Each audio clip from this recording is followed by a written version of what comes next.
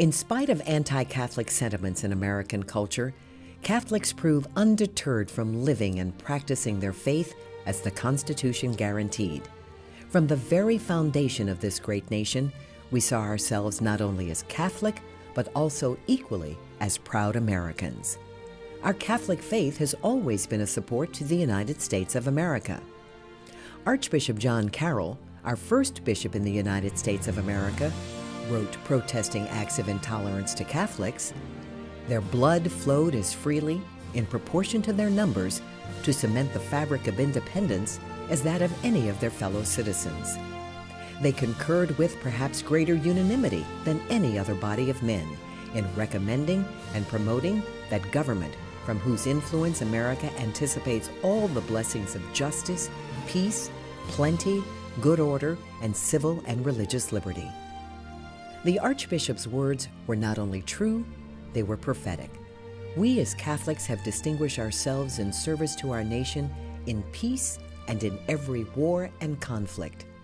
Catholic blood has soaked our battlefields while defending our beloved nation and the liberty on which it is built.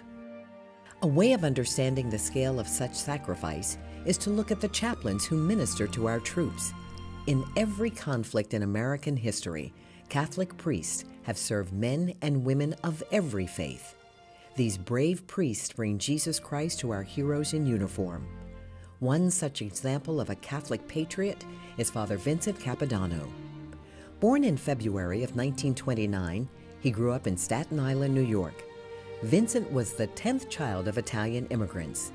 In 1949, he joined the Catholic Foreign Mission Society, the Maryknols, and served in the missions of Taiwan and Hong Kong. In 1965, Father Vincent sought permission to join the Navy Chaplain Corps to serve the Marines in Vietnam. Maryknoll granted this request.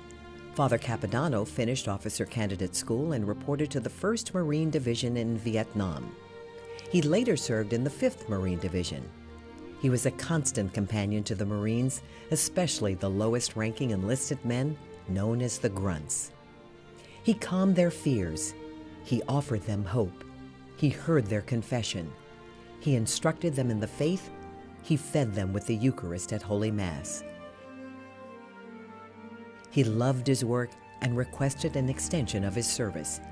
It was during this extension of his tour on September 4th, 1967, that Father Vincent Capodanno made the ultimate sacrifice. Lieutenant Capodanno left the relative safety of the company command post and moved about the battlefield, administering last rites to the dying and giving medical aid to the wounded. When an exploding mortar round inflicted painful multiple wounds to his arms and legs and severed a portion of his right hand, he steadfastly refused all medical aid. Instead, he directed the corpsmen to help their wounded comrades, and with calm vigor, he continued to move about the battlefield and provided encouragement by voice and example to the valiant Marines. Upon encountering a wounded corpsman in the direct line of fire of an enemy machine gunner positioned approximately 15 yards away, Lieutenant Capodanno made a daring attempt to aid and assist the mortally wounded corpsman. At that instant, only inches from his goal, he was struck down by a burst of machine gun fire.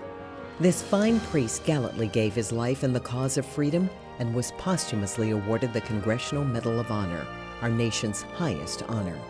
Father Capodanno's cause for canonization has begun, and he is now rightly recognized as a servant of God. He is one example of the hundreds of thousands of brave Catholics who have died to protect the freedom of this nation.